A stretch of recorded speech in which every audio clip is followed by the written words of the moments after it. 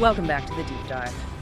When we talk about military campaigns, I feel like our minds, they almost always jump straight to the spectacle of maneuver. Right, the flashy stuff. Exactly, the brilliant flanking movement, the tank columns exploiting a breach, or, the infantry seizing some key piece of terrain.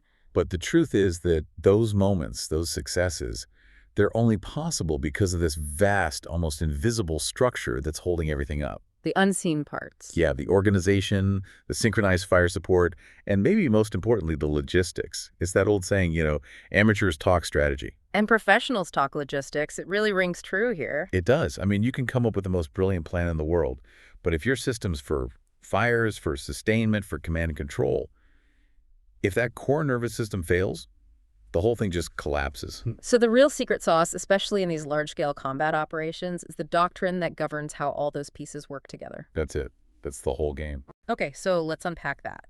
Our mission today is a deep dive into the doctrine that governs the principal tactical warfighting formation, the division.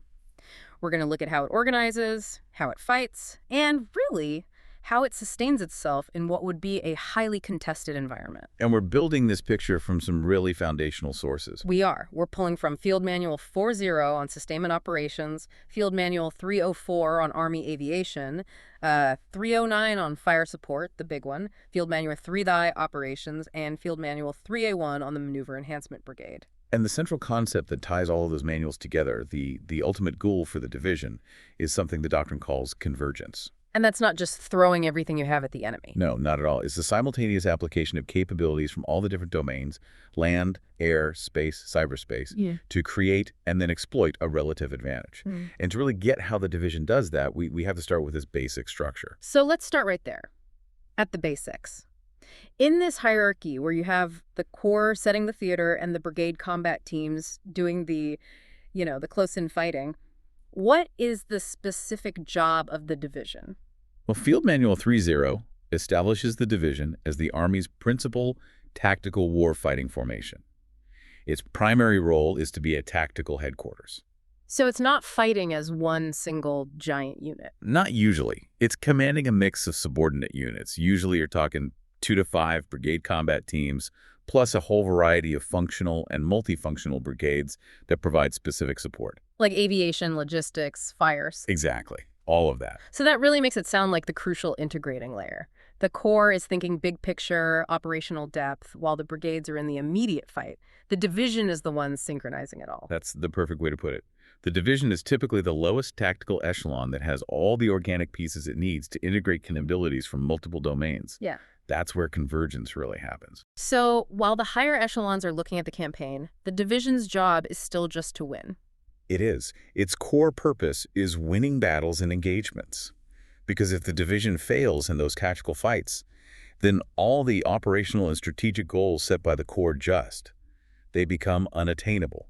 It really is where the rubber meets the road. And to manage such a huge area and to synchronize so many different things, from tanks to long-range rockets, the division uses a specific organizing principle, the operational framework. Right. And this framework segments the battlefield into 3 conceptual areas: the deep, the close, and the rear. Okay, walk us through that. How does the doctrine slice up the battlefield? Sure. This framework in Field Manual 3.0 goes deep on this. It's how the commander synchronizes everything across time and space. So you start with deep operations. These are actions against enemy forces that are typically out of direct contact with your own forces. And the intent here is what's really critical. It's not just random long-range shots. No. Deep operations are meant to shape future close operations, and just as important, to protect your own rear operations. So you're talking about preemptive strikes, hitting the enemy's reserves, their artillery, their command nodes, before they can even get into the main fight. Precisely. And the geographic size of this deep area is really just defined by how far your Army and joint capabilities can reach. It's a competition of intelligence and range. Then you move from the deep to the close operations. Yep. And this is where most of the fighting we picture in our minds happens. The conventional maneuvering, the direct engagement. This is the world of the brigade combat teams. Their mission is pretty straightforward. It is. Close with and destroy enemy forces. Simple as that. And finally, that brings us to rear operations, which is often the unsung hero, but But maybe the most important and I'd guess the most vulnerable piece of this whole puzzle. It's the foundation of everything. Rear operations cover all the tactical actions that happen behind those main maneuver forces. They are absolutely crucial because they facilitate movement, they extend your operational reach, and they maintain the tempo for the entire division. And if you lose tempo, You lose the initiative. yeah. Game over. So this is where you position your critical elements, your reserves, your big fire support platforms, and of course your command and control nodes. Speaking of command and control, how do you manage all three of those areas at once? What does that structure look like, especially for that critical rear area? Well, divisions and corps use a distributed command and control structure. It's designed for both tempo and survivability. According to Field Manual 3.0, they have a main command post for detailed planning, a more mobile tactical command post for the immediate fight, and critically, a rear command post. And what's the specific job of that rear command post? Its job is huge. It's generally responsible for managing all rear operations. I mean, think about that. Security, logistics, movement. It secures the sustainment nodes, it processes intel about threats to the rear, and it strictly controls all the tactical movement, from combat units to supply convoys, moving between the rear boundary and the close fight. It's like a combination of traffic cop and security chief for a massive area. That's a great way to think about it. No, we know modern conflicts aren't these neat linear battles. A peer threat can bypass your front line. Does the doctrine account for fighting in areas that aren't all connected? It absolutely does. The doctrine specifically talks about the challenge of non-contiguous areas. What drives that? It's often driven by just immense geography. You could be fighting in a maritime environment or across really rugged terrain where you can't have a solid front line. Field Manual 3, it is clear that commanders often have to assign non-contiguous areas just because they don't have enough forces to cover every inch of ground. But if you're fighting in these disconnected bubbles, doesn't that make the whole idea of a rear area incredibly porous? It seems like it would just merge the close and rear areas into one giant chaotic space you have to defend everywhere all the time. And that is the core challenge. That's the implication of fighting a peer threat with long-range fires and deep reconnaissance. The doctrine acknowledges it. The main implication of non-contiguous areas is a massive increase in risk. How so? Well, by definition, these non-contiguous units have very limited mutual support, so that dramatically increases the risk of being isolated and the devastating possibility of being defeated in detail. Meaning the enemy can pick you off one piece at a time. Right. They can focus all their power on one of your isolated units instead of having to fight your whole force at once. The doctrine is very explicit here. A commander must either deliberately mitigate these vulnerabilities or consciously assume that risk. That distinction is powerful. It really gets to the heart of command decision-making. So, moving from that framework to the effects, let's talk about firepower. How does the division use its fires to get to that goal of convergence? This is where the fire's warfighting function really takes center stage, and it drives that deep fight we were just talking about. So how does the doctrine define that function? Field Manual 3.0 defines it as the related tasks and systems that create and converge lethal and non-lethal effects in all domains. And it's that word converge that separates modern warfare from just an old-fashioned artillery duel. It's not just about cannons. No, it's about lethal and non-lethal effects from Army assets, from joint forces, even from cyber capabilities, all focus on a single point in time and space. That's an incredibly complex show to run. Who's the conductor of that orchestra at the division level? That responsibility is typically given to the division artillery, or diverti. And Field Manual 309 notes that the corps or division commander often assigns the division artillery the critical role of counterfire headquarters. Why is that counterfire role so vital right now? Because any peer threat we might face relies on massive amounts of long-range precision fires. Rockets, missiles, cannons. Their ability to find and strike our own high-value assets is extremely sophisticated. The counterfire fight is a tempo fight. A race. A race. The counterfire headquarters is tasked with proactively integrating everything: radars, aerial recon, intel to detect, and then rapidly attack the enemy's fire support systems. The goal is to destroy their guns faster than they can destroy ours. And to do that, to be that fast, that headquarters must have specific resources assigned to it, right? Absolutely.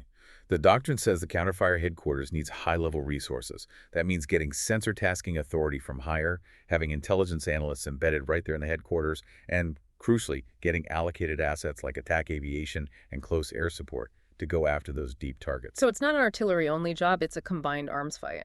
It is. It's connecting intelligence, air power, and artillery into one continuous loop designed to just dismantle the enemy's entire long-range fire system. And the foundation of all that is planning. What are the core principles for fire support planning that Field Manual 309 lays out? It lists 10, but there are 4 that are just absolutely essential. First, you have to plan early and continuously. Fires are not an add-on, they're baked into the initial concept. Okay. Second, use the lowest echelon capable of furnishing effective support. This pushes responsiveness down to the tactical level. Right. Third, use the most effective fire support means. Sometimes that's artillery, sometimes it's an airstrike, maybe it's electronic warfare. And the last one. And finally, and maybe the hardest part, you have to ensure the continuous flow of target information. That intelligence cycle has to work perfectly, even when your communications are being jammed. And to get that speed and effectiveness, especially with artillery, accuracy is everything. If you don't get first-round fire for effect, you've lost surprise, you're wasting ammo, and you're exposing your guns to counter battery fire. And this is where the doctrine gets incredibly granular. It's one of the most critical parts of Field Manual 309, the 5 requirements for accurate predicted fires. This is the recipe for success. It is. You have to account for all these non-standard conditions to get that first-round effect. It's the ultimate trade-off between speed and technical perfection. All right, lay them out for us. What are the 5? Okay, requirement 1 is accurate target location and size. This is the first link. You need timely and accurate detection. The doctrine even breaks down target location error into 6 categories, from category 1, which is like 0 to 20 feet of error, all the way up to category 6, which is over 1,000 feet. And a bigger error means you need to shoot more rounds, which slows you down. Exactly. You're wasting time and burning through your ammunition. So that's the target side. What about the friendly side? Requirement 2, accurate firing unit location. Your own guns have to know exactly where they are, down to the meter. 3, accurate weapon and ammunition information. Every cannon tube, every lot of ammunition has unique ballistic properties that have to be factored in. We're seeing a pattern here. Precision requires a massive amount of data. What's number 4? Requirement 4 is accurate meteorological information. This is the most unpredictable variable. Temperature, wind, atmospheric pressure, they all affect the shell's trajectory. And the doctrine is specific on this. Incredibly specific. It says a meteorological message must be requested upon entering a new position or moving more than 4 kilometers, or any time the weather changes. Wait, hold on. 4 kilometers? That's nothing on a modern battlefield. So every single time an artillery unit displaces to avoid getting hit, they have to stop, wait, and get a new weather report just to stay accurate. That's the tension. That is the fundamental trade-off. The enemy is trying to find your physical location with digital speed, forcing you to move. But moving constantly inhibits your ability to fire accurately, which reduces your effectiveness. Speed versus accuracy. It's a constant battle. And the final requirement, number 5, is accurate computational procedures. All that data, target, weapon, weather, has to be processed correctly. If you fail on any one of these 5, you're back to doing adjust fire missions, which takes way more time and ammo. So if you have all these assets firing, how do you prevent them from hitting each other, especially with joint air assets in the sky? That's where fire support coordination measures are essential. These are the control measures for clearing fires and integrating all those different assets, especially in the chaos of a big fight. Give us a couple of examples. Okay, a really important one is the coordinated fire line. Picture a line drawn on the map. Beyond that line, towards the enemy, all fires have to be coordinated with any affected commanders.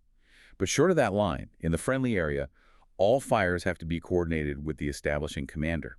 It manages risk as you advance. What about protecting your own critical stuff, like a command post? That's the critical friendly zone. It's a specific area where fires are strictly prohibited or restricted. It's basically a box the commander draws on the map around something they absolutely cannot afford to lose. And since convergence includes air power, you need a 3-dimensional solution too. Exactly. And that brings us to the airspace coordination area. This is a 3D block of airspace in a target area set up to make sure friendly aircraft are reasonably safe from friendly surface fires. It's a detailed process involving altitudes, times, and a lot of coordination. We mentioned deep operations before, and the doctrine points to Army aviation having a big role in those deep attacks. How does the division use its helicopters for that? Rotary wing aircraft, especially attack helicopters, are often used as maneuver units to conduct deep attacks. Field Manual 309 is clear that this requires detailed planning and full integration with joint fires and other aircraft. The speed of the helicopters allows a commander to seize the initiative, often at night or in bad weather, and they can even provide guidance for other weapons. They're the eyes and the first punch in that deep fight. That's a great way to put it. It really highlights how the division's power is this multi-layered striking capability. But none of that can be maintained without constant supply. So now we have to move to the function that really determines the difference between a sustainable offense and a total collapse. Yeah. Sustainment. The firefight is about convergence. The sustainment fight is all about endurance and survivability. It's the division's lifeblood. And how does the doctrine define the sustainment warfighting function? Field Manual 3.0 defines it as the related tasks and systems that provide support and services to enable freedom of action, extend operational reach, and prolong endurance. It's the whole infrastructure. Maintenance, transportation, supply, distribution, all of it. Given the threat of long-range precision fires, which Field Manual 4.0 warns about constantly, the sustainment system itself is a massive target. How does the doctrine say it should survive? Well, the challenge is huge. Sustainment nodes are big, they don't move much, and they're easy to find. So survival depends entirely on a mix of active and passive protection. Active is having security forces. Passive is about minimizing your signature, deception, and critically using dispersion and redundancy. Tell us more about redundancy. What does a survivable sustainment network actually look like? The doctrine talks about building flexible networks with multiple modes, multiple nodes, and multiple sources. Multimodal means you're using road, rail, air, all at the same time. Multi-node means you avoid having one giant supply dump. Yeah. Instead, you break up your supplies into lots of smaller, dispersed storage points. So if one gets hit, the whole system doesn't grind to a halt. Precisely. But that requires incredibly precise distribution management to keep track of all those scattered piles of fuel and ammo. And where does the division get the organic capability to run this complex, decentralized system? That comes from the Division Sustainment Support Battalion, which is part of the Division Support Brigade. This battalion has the central, hands-on role. Their functions, laid out in Field Manual 4.0, include planning and integrating all that immediate support. So they're handling the day-to-day stuff. Right. Distribution management, transportation, supply, field maintenance. They're the managers of that decentralized flow. So if they're managing the flow, who is securing the massive rear area where all these scattered assets are sitting? Who's defending that space? That responsibility often falls to a specialized headquarters called the Maneuver Enhancement Brigade, or AB. Field Manual 381 describes it as an economy of force headquarters designed specifically for support area operations. Economy of force suggests it's designed to do a lot with a little. What's the biggest threat it's built to defeat? It's optimized to defeat what the doctrine calls level 3 threats. And this distinction is crucial. A level 1 threat is small, handled by the base itself. Level 2 needs a local reserve. But a level 3 threat is an enemy force beyond the capability of that local defense. So we're talking about something significant. We are. Think of bypassed enemy unit, large-scale special operations raids, or even an enemy motorized battalion tactical group that's penetrated into your rear area. Wait, support headquarters is doctrinally responsible for defeating an enemy motorized battalion. That says a lot about how intense the rear area fight is expected to be. It really does. It shows that the support area is considered contested maneuver space, not some safe zone.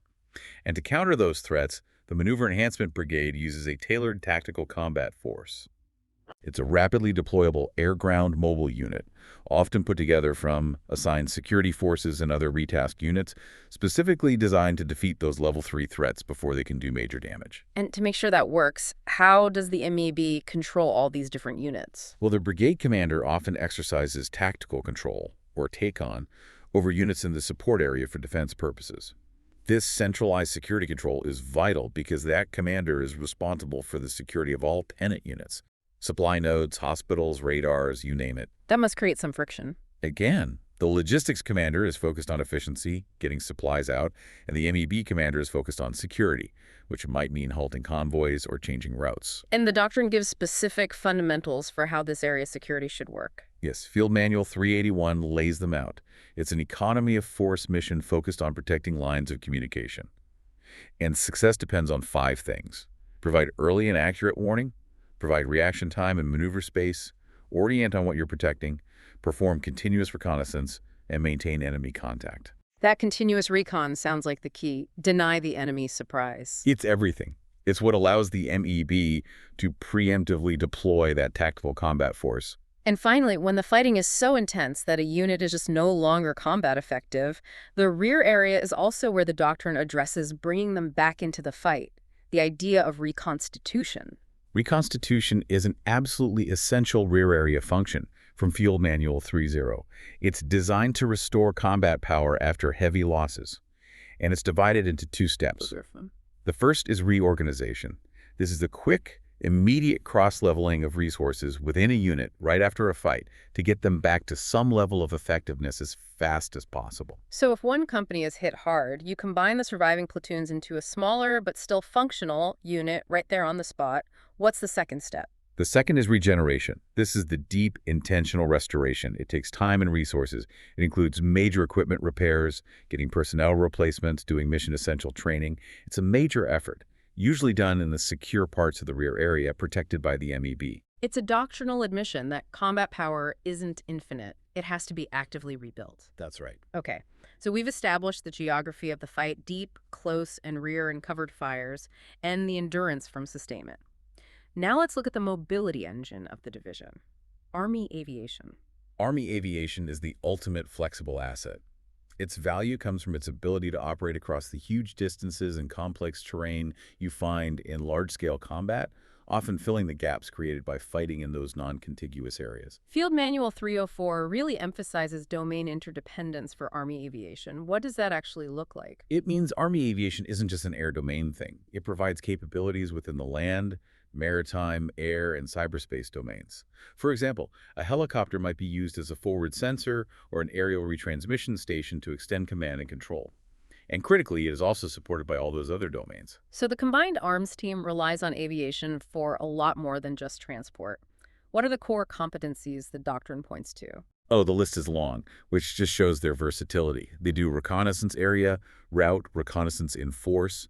They do attack missions, security tasks like a screen to protect ground forces. They do large-scale air assaults and air movements, and then all the critical support functions. Aerial command and control, personnel recovery, and of course, medical evacuation. Let's focus on the air assault. That's a classic maneuver for grabbing key terrain quickly. What are the planning considerations there, especially around risk? An air assault is a pure combined arms operation. Success hinges on tight synchronization between the air plan and the ground plan, and a huge decision is landing zone selection, where the doctrine points to a major trade-off. Speed versus survivability again. Exactly. Close landing zones maximize surprise and let you mass combat power right on the objective, but they dramatically increase the risk to the aircraft and personnel if the threat is high. On the other hand, offset landing zones enhance survivability by landing further away, but you might lose the element of surprise, and it gives the enemy time to react. It's a calculation based entirely on your intelligence about the threat. A constant calculation. Now, going back to sustainment, how do you keep these helicopters, which are incredibly fuel and ammo hungry, supplied in a contested area? That is the constant challenge that dictates aviation's tempo, and it relies on mobile facilities called forward arming and refueling points, or FARPs. But, as Field Manual 304 warns, these sites are incredibly easy for a peer threat to detect. Because of their heat signature and size? Heat, electromagnetic signature, physical size, all of it. So to survive, commanders have to use multiple FARP locations with very short duration at any one site. They have to stay mobile, use deception, and keep the smallest possible signature. Let's talk about the grim reality of medical evacuation. In a contested fight, getting the wounded out is always a tough mission. What does the doctrine say about the air ambulance? The air ambulance, or medevac, is what's called a low-density asset. That means it's scarce, and you have to use it with surgical precision. The planners have to come up with a coverage plan for all the designated evacuation areas, and in a big fight, these aircraft are often flying across long, dangerous lines of communication. And the doctrine points out a specialized sustainment role for them as well, even when they aren't carrying people. That's right, a function called ambulance backhaul. Field Manual 4.0 notes that these air ambulances can be used to transport emergency Class 8 medical material, we're talking blood, refrigerated drugs, back to the forward units on their return trip. It just shows the dual purpose of these protected platforms. But what happens when the demand for those dedicated medevac assets is just too high? When requirements exceed the capability, the doctrine directs the use of non-medical utility and cargo aircraft for casualty evacuation, or case evac. These aircraft, they don't have the specialized medical equipment or personnel. Wait, I remember a very specific detail here. When you're using case evac, which patients go on the non-medical aircraft? And this is where the doctrine imposes a grim but necessary efficiency. When you're using non-medical case evac assets, the recommended procedure is that the least severely injured patients are evacuated on those non-medical aircraft. So you save the dedicated air ambulance with its medics and life-saving gear for the most severely injured patients who need that critical care immediately. Exactly. It prioritizes the specialized resources where the need is greatest, even if that means the walking wounded are flying out on a cargo helicopter. So to pull all this together, the division's fight is this continuous, incredibly complex balancing act, all dictated by the doctrine we've just explored. It really is. We started by establishing the division's role as the main tactical warfighting formation, operating in that deep, close, and rear framework. And we saw how that forces commanders to manage the risk of fighting in non-contiguous areas. And we saw how achieving convergence, which is the division's whole mission, relies so heavily on the fire's warfighting function, with the division artillery acting as that crucial counterfire headquarters. And that role demands mastering those 5 requirements for accurate fires, which forces that critical trade-off between speed and accuracy. Right, and none of that works without the logistical spine. Whether it's the division's sustainment support battalion distributing supplies in that dispersed network, or the maneuver enhancement brigade providing area security and defeating those big level 3 threats, the whole system has to be protected through dispersion and redundancy. And the entire rear area has to be prepared for reconstitution, both the quick reorganization and the deeper regeneration after heavy losses. And finally, Army aviation ties it all together, using its core competencies based on that domain interdependence, while constantly battling its own sustainment vulnerabilities, like keeping those forward arming and refueling points survivable. The entire structure is really designed for endurance, not just for one single fight. And it's clear from all these doctrinal sources that the fight is defined by the constant flow of information, fires, and sustainment. Field Manual 3.0 makes it very clear that peer adversaries will consistently target command and control nodes, logistics bases, and assembly areas. Because that's where the bottlenecks are. That's the center of gravity. Right. That is the key vulnerability the doctrine is trying to mitigate.